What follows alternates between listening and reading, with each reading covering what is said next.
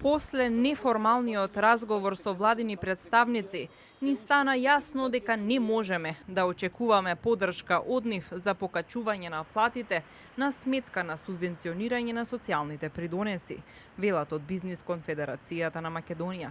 Според нив, најсоодветно би било во секој сектор работниците да се организираат и колективно да преговараат за зголемени плати за сите работници.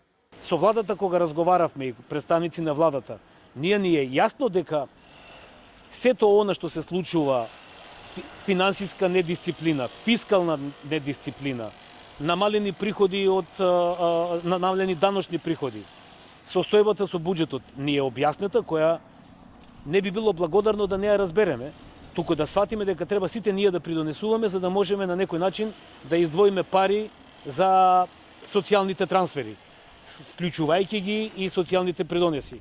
Од Бизнис конфедерацијата оценуваат дека според законот веќе наредниот месец работниците ќе земат повисока минимална плата.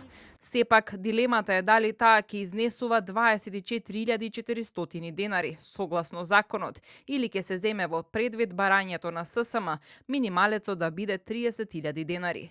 Од ССМ образложуваат дека зголемување од 100 евра е потребно, бидејќи за толку се пораснати животните трошоци на граѓаните за една година.